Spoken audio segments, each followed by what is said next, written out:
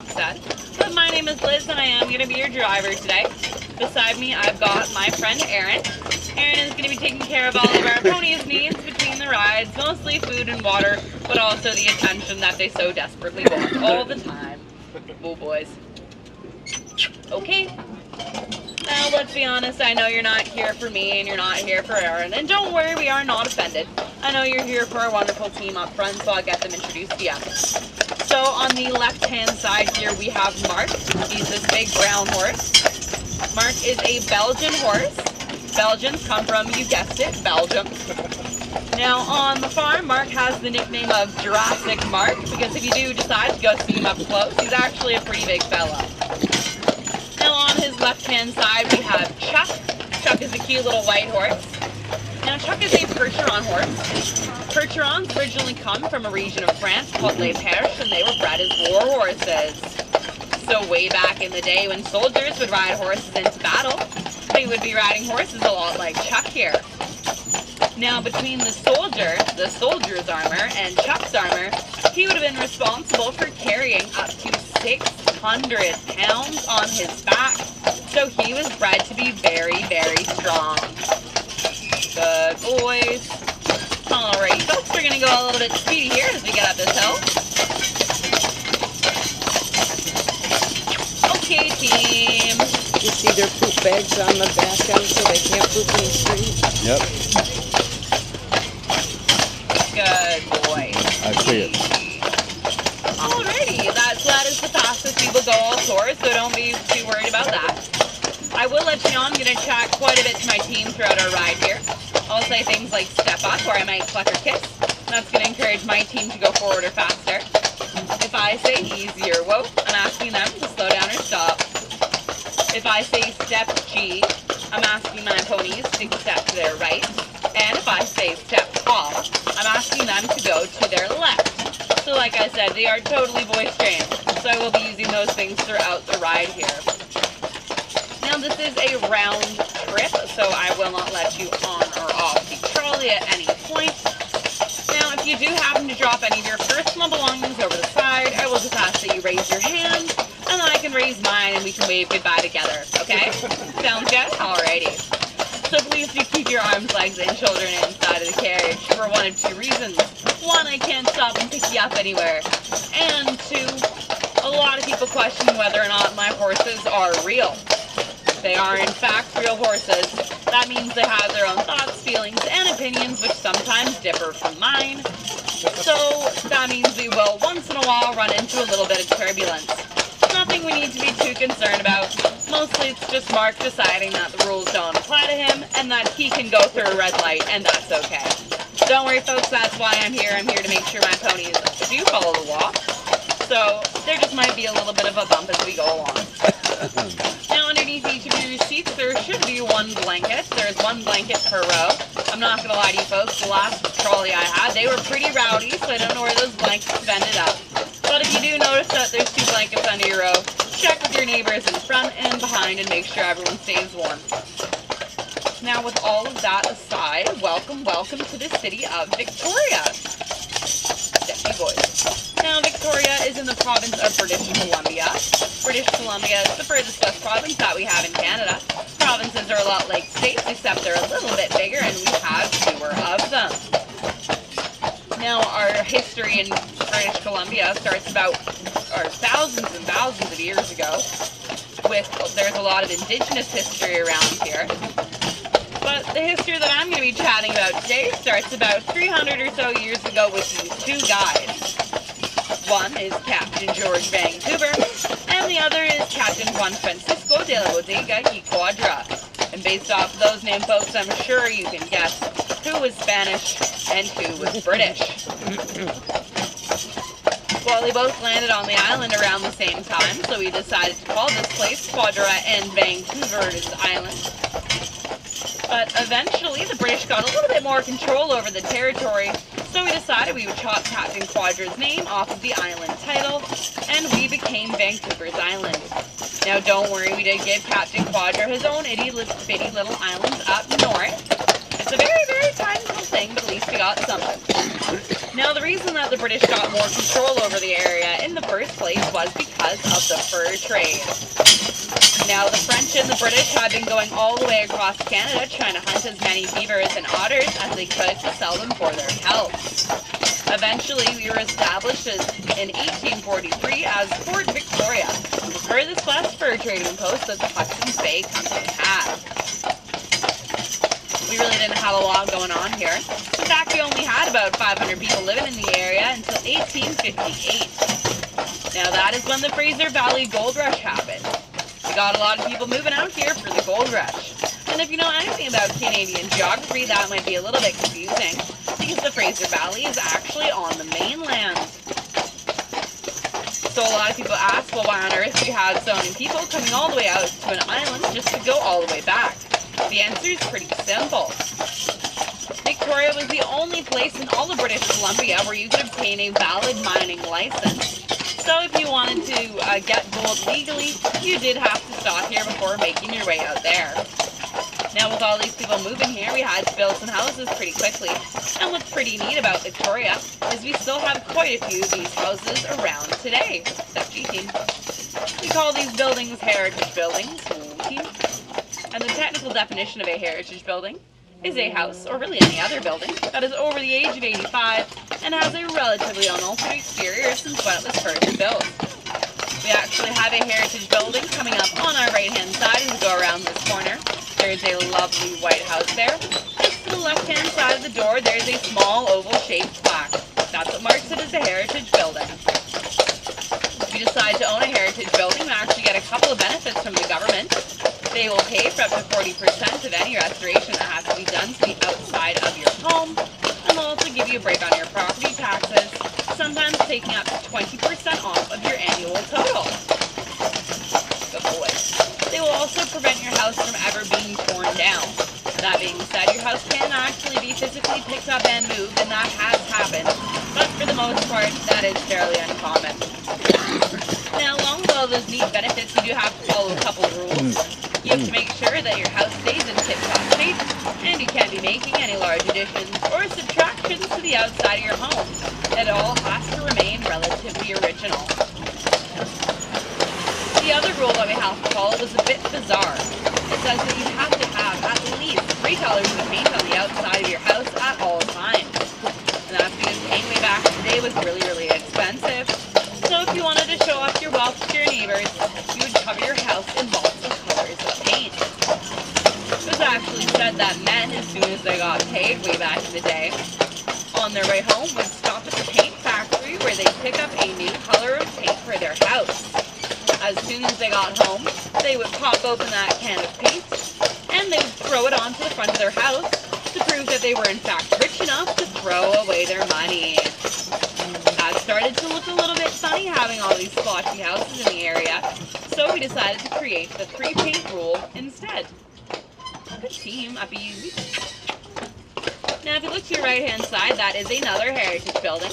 This one has actually been the center of a little bit of controversy, and that's because if you look to the outside of the home, you might notice it sort of looks like we've got only 2 different colors of paint on the outside of that house. Now, we actually had to have paint scientists come all the way from Vancouver to take official samples of that paint there. And they did in fact tell us that there are technically 3 colors of paint on the outside of the house. It's just 2 of the yellow colors are very, very similar. So that was that problem squashed. There is actually one exception to that 3-paint rule, and that is if you can prove your house was painted entirely white when it was first built, you are allowed to keep it that way. But that's because white paint used to be the most expensive color we had. Because when paint was first created, it would come out as an ashy grayish color. So to get it down to a nice can of white paint, we had to filter it. That filtration process typically took around 1,000 hours to complete. That was just for 1 can. So obviously you need a heck of a lot more than that to be painting an entire house. Wow. Now, can anyone guess what the second most expensive color of paint was? Wasn't red. Red was actually the cheapest. I'll give you a hint. It's a very royal color. Purple. Purple, yeah. So apparently, if we mix the saliva with certain slugs with the base of paint we used to use, it would come out as a vibrant purple color. So to get it down to a nice can of white paint, you had to first, oh my gosh. If you wanted to get that vibrant purple color, you'd actually have to extract the saliva from the slugs, which was very time consuming. That made purple paint very expensive. Perhaps if saliva or slug saliva wasn't the way you wanted to show off your wealth, you could also do so by having stained glass in your home. So stained glass used to have to come all the way from England. Now unfortunately that trip across the Atlantic was a fairly rocky one, so the first couple of pieces of stained glass that came to us actually arrived in considerably more bits than when they left, which is not what you want for your expensive piece of art. So we decided we would start shipping our stained glass in these big vats of molasses. The molasses is already headed here for baking and for horse feed, so really just a slide piece of stained glass in there wasn't too taxing at all. If you gave a little rinse when it got to you, it was set to go in your home. Now unfortunately, one of the main constituents of stained glass is actually lead. Turns out if you leave stained glass in molasses for too long, some of the lead will actually leach out, and when people eat the molasses, it will give them lead poisoning. It's not exactly what we want, and for a while there, we actually thought the plague could finally hit Victoria. And we panicked. We shut the city down for a couple days, and it was around that time when some young man piped up and told us if we started shipping our stained glass differently, we probably wouldn't have too many more problems with this plague. And after that, we decided we would start shipping our stained glass in big rolls of fabric instead. Boys. So right now we are in James Bay. James Bay is the oldest residential settler community that we have here in all of Western Canada, as it got its start in the 1850s. So way back in the day, this is where a lot of our fur trade workers used to grow their food, and then this is where a lot of our gold rush members decided to live. Now unfortunately, from where we're walking right now to the downtown area, which is off to our left-hand side here, it used to be about a 2-hour trek because you had to go around a body of water called James Bay. Now this was a commute that some had to make nearly daily, so the city workers decided that they would build them a nice big bridge that would stretch over top of the James Bay and into the downtown area. Ooh, team. Ooh, boys. Good. Now, unfortunately, as people were walking along this little bridge, they thought it was a great opportunity to get rid of some of their garbage. So they'd be walking along, and they'd be throwing things like rotting tree branches and sawdust over the side. Good boys, easy. Now, unfortunately, this became such a popular practice that we ended up with this massive garbage dump in the center of the city. We were trying to become a tourism capital around then, so the government decided that we would build instead a beautiful building on top of our garbage pit. So we went on and filled it all in with even more garbage, might I add, and we decided to build Victoria's biggest and fanciest hotel over top. Now this building is still standing in its original location today. It's called the Empress Hotel. It was built in 1908. Now unfortunately, because of the terrible foundation, the Empress Hotel has actually been sinking into the ground ever since its construction.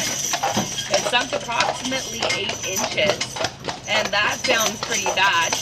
Even worse when you realize that it's actually sinking unevenly, with the back left corner sinking the fastest. It has sunk approximately 12 inches. But I promise folks, it is really, really hard to tell that such a beautiful building is actually built on top of a massive pile of garbage. On our left-hand side here, we have a wonderful open green space. This area is known as Irving Park. Irving Park was named after a man named Captain John Irving. He was a steamboat captain who lived here in the mid to late 1800s. He had a beautiful house that sat right in the middle of his park. He was actually from California, and on his last trip down to the States, he decided he would bring a piece of California back up here with him. He decided he would bring up the huge red sequoia trees that are on your left-hand side there. So those red sequoia trees are native to the California area, but they actually grow quite a a bit better up here than they do down south, and that's because of our 12-month growing period. So our winters as well as our summers here in Victoria are fairly mild, which means our trees and our plants and whatnot can grow really quite happily all year round. So those are going to be a little bit bigger than their neighbors down south. If you'd like an example of what I mean by a mild climate, I'll let you know that on a warm day in the summer here in Victoria, it gets up to about 25 or so degrees Celsius, which is between 85 to 90 degrees Fahrenheit. And on the chilly days in the winter, you're looking at around -5 degrees Celsius, which is about 20 degrees Fahrenheit. And that means it's pretty comfortable here all year round. Easy boys. And just on our left-hand side here, we have a couple of these lovely trees. These are Japanese sakura ornamental cherry blossom trees. They were planted here 40-some years ago to celebrate the relationship the Japanese had with the creation of Fort Victoria. The Japanese played a very important role in the development of our city, so we decided to plant these trees here to honor them. Now, they don't look like much right now, but if you folks are thinking about coming back to Victoria, I'd recommend coming back and I'd say late April, early May. Then you can see the most gorgeous cherry blossoms coming off of these trees here. They do line the road that we're on right now, which is called Menzies Street. So when the wind blows, it almost looks like there is a layer of snow falling on Menzies. Good boy. Now if you take a look just to your left-hand side there, we have this cute little pink building. This building was originally built as a family home in 1908, but it's had a couple of different jobs since. For example, it's been a grocery store, but most famously that building was the James Bay Tea Room. The James Bay Tea Room opened its doors in 1983 and was owned by a lovely couple for many, many years, all the way up until 2017. That's when Floyd's Diner swooped in, painted that building an alarming shade of pink, and decided to make a local favorite diner out of there. So sometimes, once in a while, our teams will catch up to one another. So just there we have passed two of Chuck and Mark's friends. Back there, that is Dutchie, who is the lovely spotted horse. And on her right-hand side, that is Utah. Now just on our right-hand side here, we have a lovely red brick building. This building was built in 1892, originally as an army barracks and a munitions center. So way back in the days when Fort Victoria had to be defended, this is where we would have gone to do it. If I was driving my lovely team to work here, I would have driven them into the shorter half of the building, and that's where they would have spent their days with all the other carriage ponies. We would have gone to work in the taller half of the building that's beside us just now. Nowadays, this building has two functions. One, it is the Legislative Assembly Information Technology Branch, and two, it is the Office of Conflict of Interest Commissioner. So essentially, it's government offices, which is why a lot of people like to joke that there's still a little bit of horse poop left inside. Now, just on our right-hand side here, we're coming across the BC Legislature. The Legislature is where the government of British Columbia sits and makes all their very important decisions. It started construction in 1892 and finished in 1897, and it was designed by a man named Sir Francis Rattenbury. Francis Rattenbury was only 25 years old when he designed this building, and in fact, he hadn't even finished his architectural degree yet. The only reason that was even possible was because he won a contest. All you had to do in this contest was enter your plans for our legislature under a big name, and if your plans were the best, they would be the ones chosen. Now, Rattenbury got a little bit of a leg up on the competition because he used the very professional name of a BC architect. His counterparts chose rather silly names like Rah Rah Boomsier and Sir Builds-A-Lot. In fact, those were the actual names of the other two finalists. Well, when it came down to it, it was actually a three-way tie between these guys, and the judges decided the fairest way to break this tie would be to choose the architect who had the most professional name, thinking he would be the most professional architect, and instead, we got Sir Francis Rattenbury. And I'm going to explain that comment in just a second here, but right now we are coming down Carriage Lane here. This is where all of our single horse-drawn carriages live during the days. On some days, if you come down here, you will be able to find Chuck down here as well. He's a very versatile little man. On our right-hand side, we actually have the smallest horse that we have in our herd. This is the little Elsie. Now on our left-hand side, we also have our friendly competition, Tally-Ho, boys. Okay, step up, team. So let me jump back to that little story I was telling you about the legislature. So while Rattenbury did do a beautiful job designing the building, he actually made a couple of pretty good-sized mistakes. You see, he forgot to label the plans for our legislature with a front and a back, or a north and a south, or really any way to indicate which direction this building should face. He also didn't show up on the first day of construction, which meant that the workers had to guess which way our legislature should be built. In fact, when he showed up a whole 3 months after they'd broken ground on the project, we discovered that our entire legislature is actually being built entirely backwards. So, the side of the legislature that you can see right now is actually supposed to be the back of the property, but we always call it the front of the legislature because it faces downtown and the inner harbor on your left-hand side here. Now, in my not-so-expert opinion, that's actually not the worst mistake that Rattenbury made. You see, he was so concerned about giving everyone adequate office space in the building, he forgot perhaps the most important room in any building, the bathroom. So for a while there, our legislature didn't actually have any bathrooms in it. But don't worry, it has been well over 100 years, so we have in fact fixed the problem. Now speaking of, welcome to the downtown core. This area is called the Inner Harbor. Now just up into our left-hand side there, that is the Empress Hotel that I was chatting to you folks about earlier. So yeah, that one's built on a big pile of garbage. And that also means the road that runs underneath the Empress Hotel was that old bridge that I was telling you about earlier. Good team, Sept. Now if you folks are looking to come back into the downtown area after my trolley is done, of course, you would want to head straight down the road that we are currently on, and that will take you down Government Street, which is kind of the main drag through the downtown area. Now just on my left-hand side here, we have the Royal BC Museum. The Royal BC Museum is ranked as one of the top museums in the world for its natural history exhibit. I'm not kidding, you can get lost in there for hours. But recently it's actually caused quite a few problems. When this building was built in the 1960s, some of the workers weren't really following all of the codes. So we actually ended up with a pretty bad problem with asbestos in there.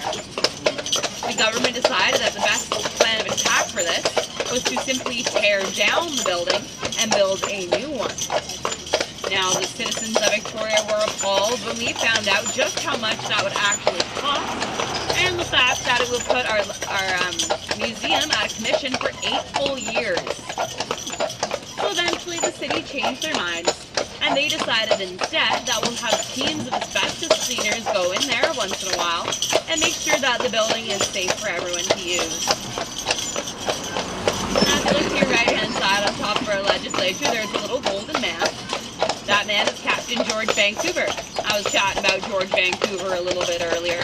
He was one of the first guys to circumnavigate Vancouver's island, so he is our island's namesake, and therefore he lives on top of our legislature. Now, unfortunately, that little statue there is actually made out of copper. Copper oxidizes in the air to turn sort of a greenish color, the same color of the domes on top of the legislature. Well, people started to make fun of George Vancouver because he started to turn a seasick green color. They called him the Seasick Sea Captain. So eventually, the city decided they would take him on down from there and plate him in 14-karat gold. But unfortunately, as he was coming down from the top of the building, that figure slipped and fell. His right foot hit the side of the building, and it broke off, never to be seen again. Good boy, step up. Now, we did have a good look for the right foot, but unfortunately, we just couldn't find it. So in the end, we decided that the best course of action would be to take a mold of the man's left foot and simply make the man a second left foot. So, while he does look rather gorgeous up there and all that gold, the man is actually standing on 2 left feet. So folks, during your stay in Victoria, if you're wandering around and you see a suspiciously large copper right foot, do let us know. We have someone who's looking for it, and I'm sure he would love to have it back. Good boys. Now, just on our right-hand side here, we're coming across this lovely green building. This building was originally built for a man, his wife, and their daughter. Now this family raised their daughter in that home, but eventually she went on to find a husband out of her own and they decided to move out. Well, this girl's father was clearly not very pleased with her choice in husband or her choice in home, so he decided he would build them this house right next to it, on its right-hand side there. Now, if you look closely at those two buildings, you'll actually notice they are perfect mirror images of each other. Oh boys. And that means that the windows of the primary bedrooms actually face each other, which is definitely one way to make sure you never get grandkids. And just on our left-hand side there, we have a nice little blue building with a red awning. That building was originally built as a garage for the man who lived in the home that sits just beside it. Now, he found out during the First World War that one of the ways you could avoid conscription and not have to fight in the war was by owning a business that was essential to your community. So with that in mind, he converted his garage into a grocery store. Now, that actually makes it the oldest and the smallest grocery store that we have here in Victoria, as it opened in 1915. It actually wasn't a great grocery store when it first got started. In fact, the man only sold flowers that his wife grew in her garden. Now, I suppose after a while, somebody probably came snooping and decided he was going to have to start selling some more conventional products if he didn't want to be conscripted into the war. One of the first things he decided to start selling were these beautiful little handmade chocolates, and that's a tradition that continues to this day. In fact, if you were to purchase the Birdcage Confectionery, which is the name of that little grocery store back there, you would have to promise two things. One, that building must remain a grocery store for as long as you own it. And two, you have to promise you will continue to make those little handmade chocolates for as long as you own the building. Good boys. Now, just coming up on our right-hand side here, on the corner of the little intersection we're going through right now, there is a big building called the James Bay Inn. The James Bay Inn originally was built in 1911, and it served as servants' quarters for those who worked at the Empress Hotel. Except cheating. But during the years of the Second World War, so 1939 to 1945, this building was converted into a hospice facility in order to free up some of the beds in the hospitals for soldiers who were coming out of the Second World War. Now, during his time as a hospice facility, a very famous lady died here. Her name was Miss Emily Carr. Emily Carr was a famous local artist and author who died there in 1945. I'm kind of starting at the end of Emily Carr's life, so let me flash back a little bit.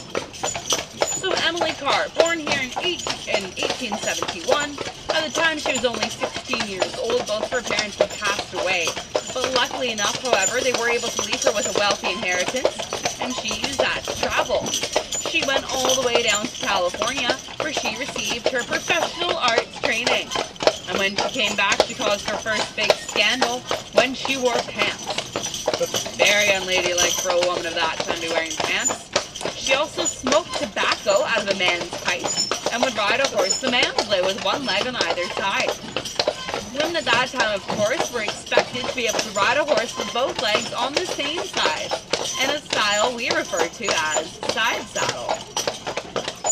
Emily Carr also didn't show a lot of interest in getting married, and that was kind of weird for a woman of her age in that era. But still, a lot of the women around here were really pestering her to do it, and she was having none of it. She decided she was going to move to France to get away from them all.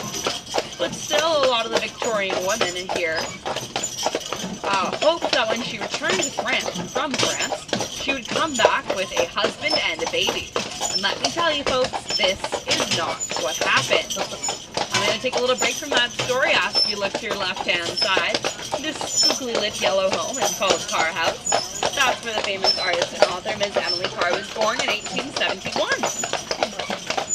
Now, I won't leave you on a cliffhanger for too much longer. I will tell you what happened with Emily Carr. Now, a lot of the women were overjoyed when they saw Emily Carr come back from France pushing a baby stroller. But like I said, Emily Carr had not found herself a husband when she was in France, so she didn't have a baby. She actually found herself a monkey. She named her monkey Woo, dressed him up in little girl's clothing, and would they'd like to hold her new baby girl. She had a lot of fun with this. A lot of women would reach into the stroller to pick up what they thought was a cute little kiddo, and then when they saw it was a monkey, they would let out a shriek. And she would say, well, my dear, I suppose men in France are a little bit different than the ones you have around here. And then she would be off on her way. I'm sure with a pretty big burn on her face. Now, Miss Carr traveled all the way around the world. She really saw some amazing things, painted some beautiful things, and so much more. But eventually, she decided she would settle down here in Victoria. She never did have that family, aside from her dog, Billy, and her monkey, Woo. So really, when she decided to purchase a house, she didn't need all of the rooms. She decided she would open it up as a boarding house, which is something like a modern-day hostel. And she vowed she would never turn anyone away, no matter how bizarre they were. That brought some unsavory types to her door, and she named the building a House of All Sorts, which is just on our left-hand side here, this brown and white building. Now, because Emily Carr said she would have a bed for everyone, for a while there, she actually had to live in the attic. Now, the attic didn't give her a lot of room to paint, so she decided she would place all of her furniture on a rope and pulley system. So basically, in a moment's notice, she could lift all of her furniture up into the rafters. This also served Emily Carr's antisocial tendencies rather well, as sometimes women would drop by her house to come for a visit, and when she saw them coming, she would lift all of her furniture up really quickly, woo boys. And when the women would come to her door asking if they could come in for a quick cup of tea, Emily Carr would just say, well, my dear, I would simply love to have you in for tea, but unfortunately I cannot, as I have nowhere for you to sit. So yeah, that seemed to serve Emily Carr pretty well. Good boy. So just on our left-hand side here, we have Beacon Hill Park. Beacon Hill Park is Victoria's oldest and largest park. It's 154 acres. It was actually given to the city of Victoria by a man named Sir James Douglas. Sir James Douglas was one of the first premiers of our province. He owned about 500 acres of land in this area and on the southern mainland. But this area was his absolute favorite. He used to go on walks all the time through this area with his wife Amelia and their 13 children.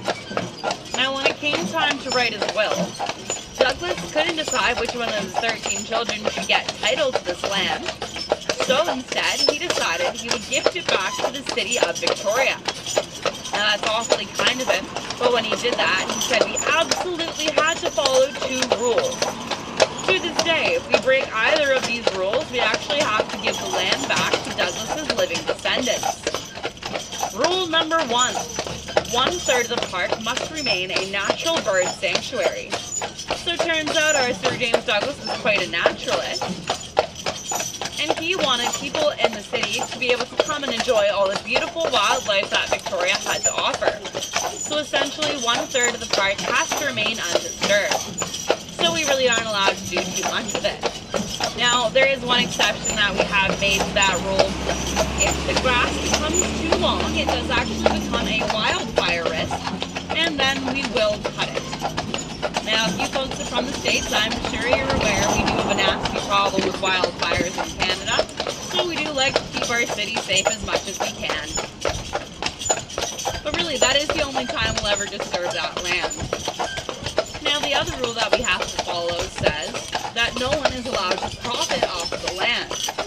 So essentially, if you're anywhere inside of Beacon Hill Park, no one can make you pay for anything. So Douglas wanted the rich and the poor alike to be able to enjoy this area. So he wanted to make sure that no one could profit off of the land so people could enjoy it for years to come. Good boys. Now just off to our left-hand side behind these trees here, there is a hill, and I know you folks can't see it, and don't worry, it's not a very impressive one by any means, but that is where Beacon Hill Park gets its name. You see up in the water, probably about 200 to 300 yards up into my right-hand side, there is a reef. And this reef sits underwater at all times, but only about 5 feet under the water. And that means that it causes a big problem for a lot of the ships that try to go by.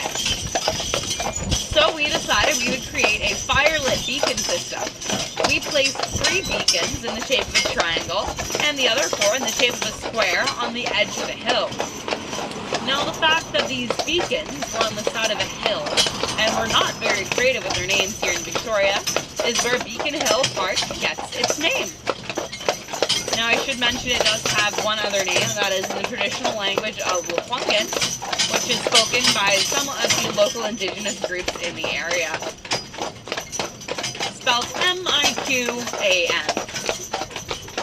Now on our left-hand side here, on a completely different note, we have a statue of a man running.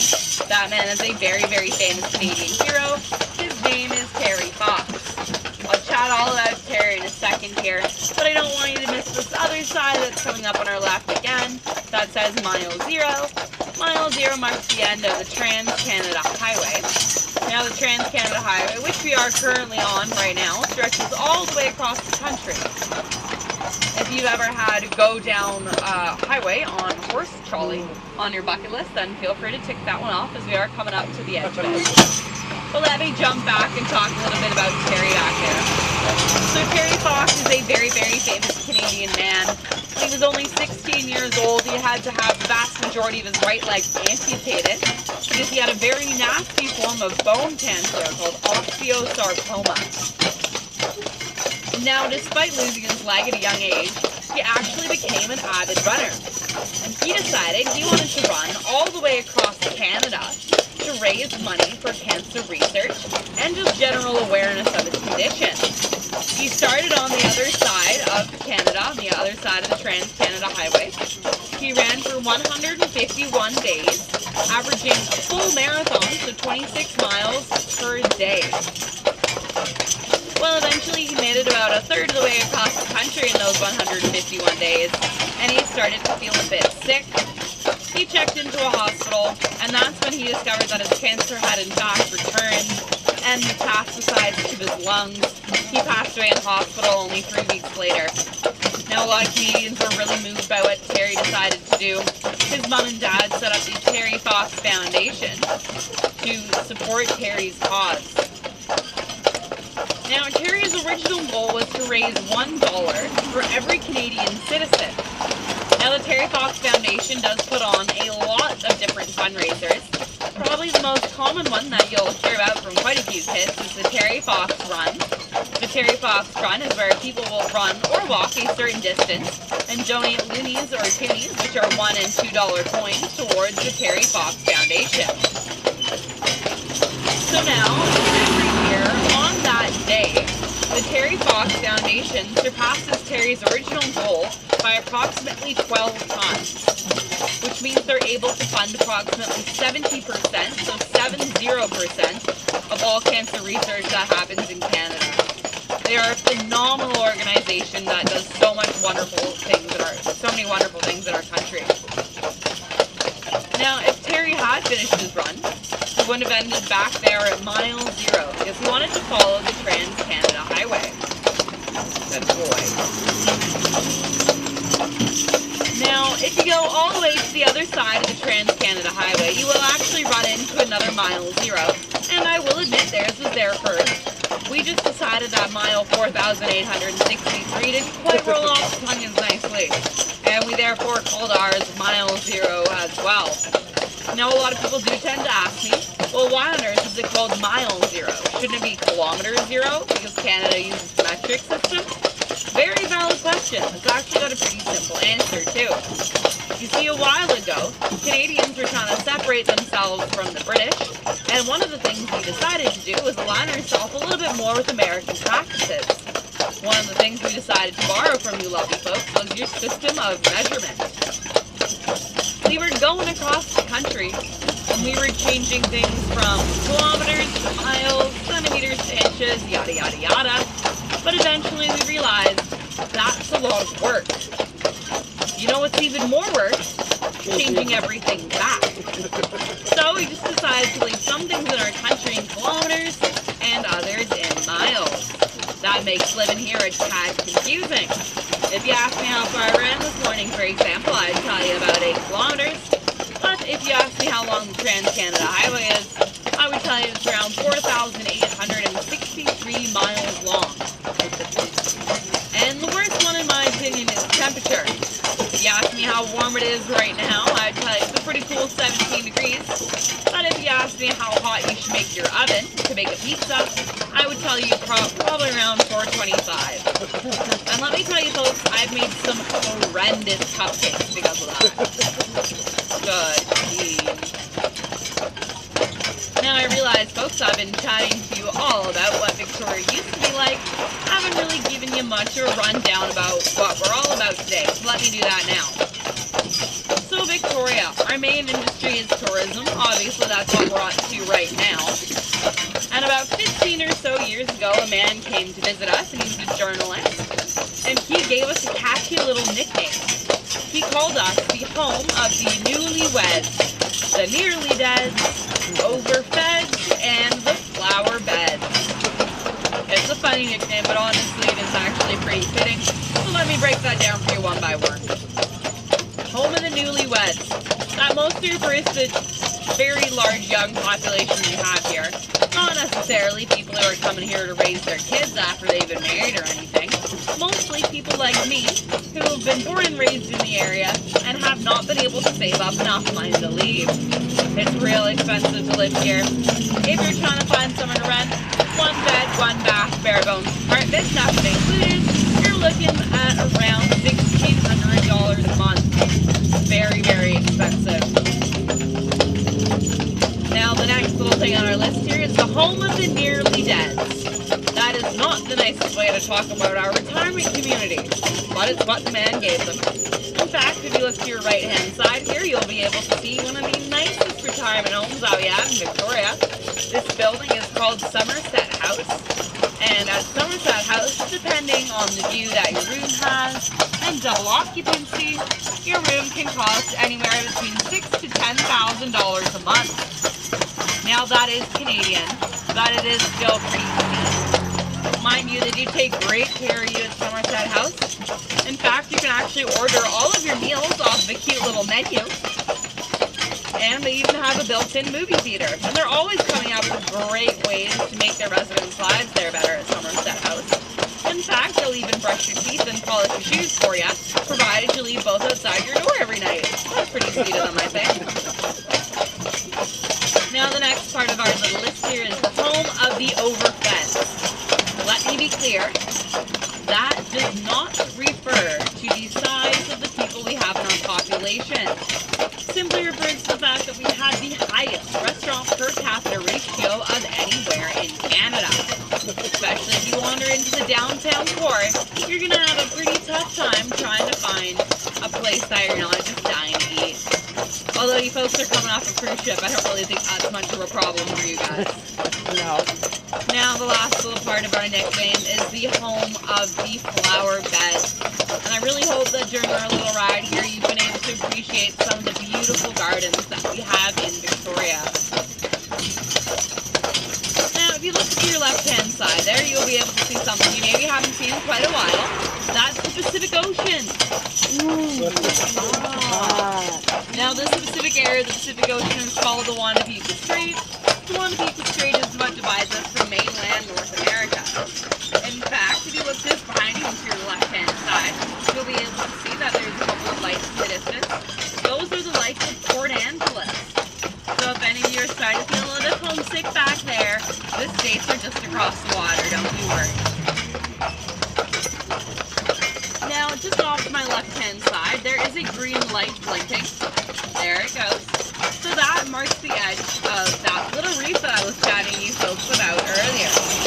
So like I said, it's only about 5 feet underwater, which means it's a pretty big problem for ships.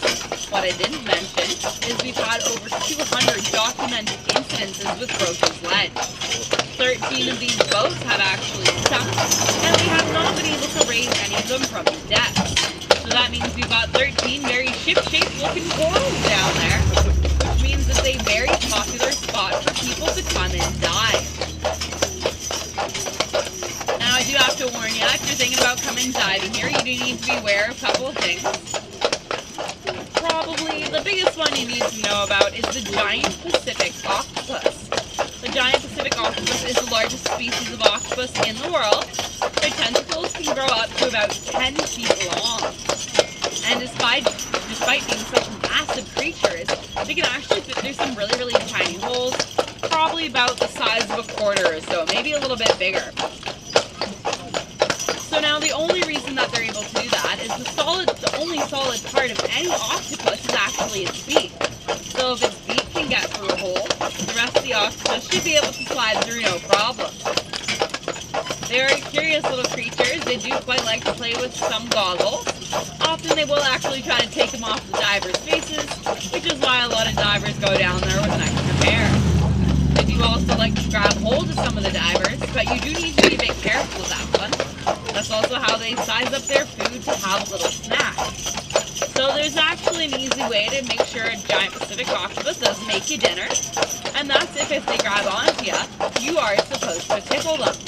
And it's not a willy-nilly number of tickles, no, it is a set number.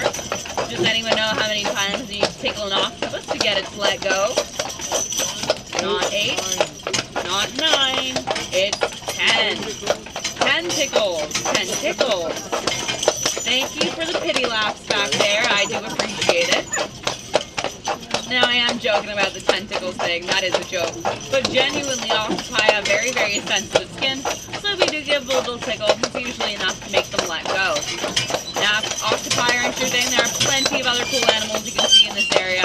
For example, we've got orcas, or killer whales. We also have a neat little animal called a nudibranch. Nudibranchs are like sea slugs. There's some of them that glow a beautiful fluorescent blue, while others, namely the sea lemon, are a little bit more boring. The sea lemon is one of my favorites. It literally looks like you've taken a lemon, cut it in half, stuck it in the oven at about 400 for 5 or so minutes, and pasted it on the side of a rock. A lot of people think it's a type of algae, but no, it's something called the sea lemon. Now, just up ahead of us, your cruise ships here are parked at Ogden Point. Ogden Point was named after a man named Peter Skeen Ogden. He was the leader of the fur brigades. The fur brigades are a group of men that took upon themselves to police the fur trade. So basically, it was their job to make sure that if you were selling things in the fur trade, they were in fact trapped and caught by yourself.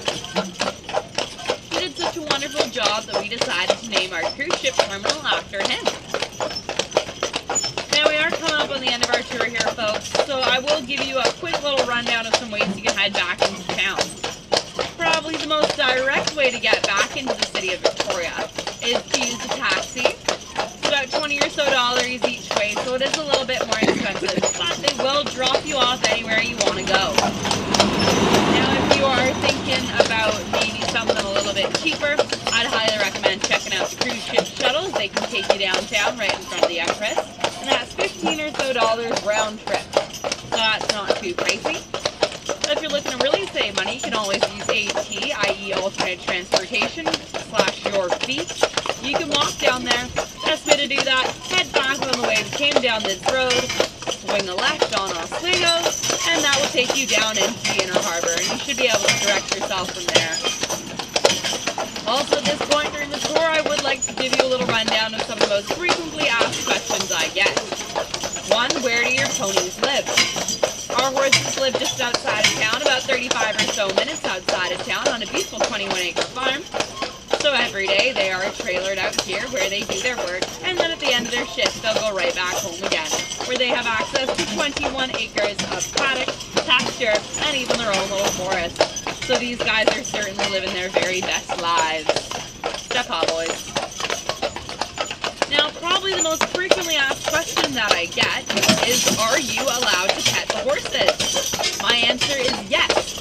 Please feel free. Our ponies are very, very friendly and they love all the attention. I will just ask, if you decide to say hi to my horses, please do not make any clucking or kissing noises. As you might have noticed, that's why I asked my team to go forward or faster.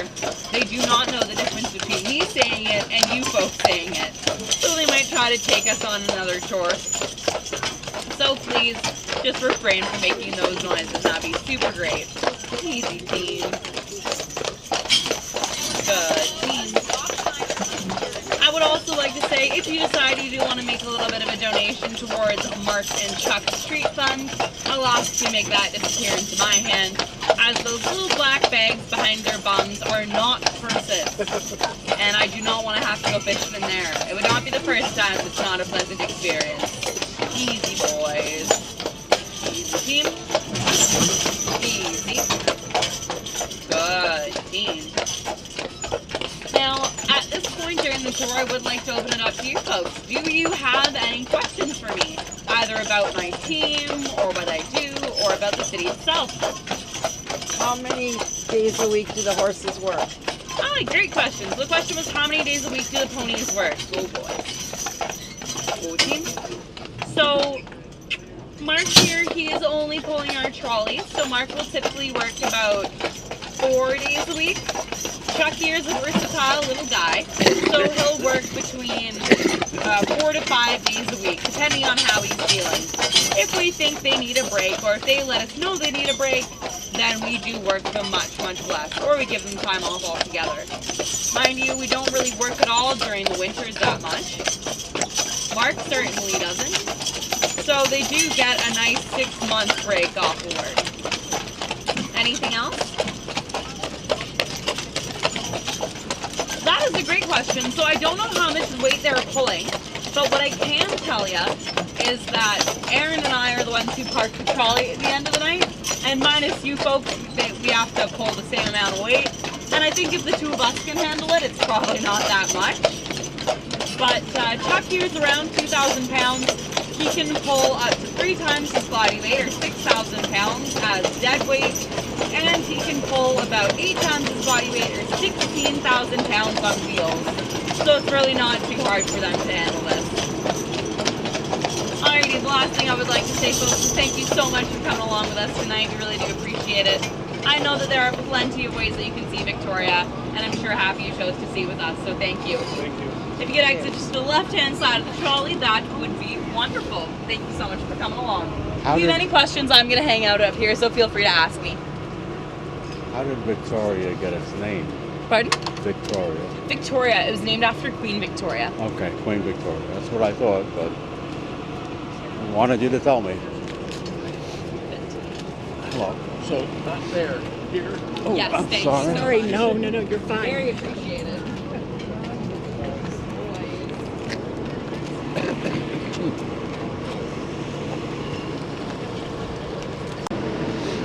Oh, yeah. No. Well, that's very nice. What was her name? That's probably on a video.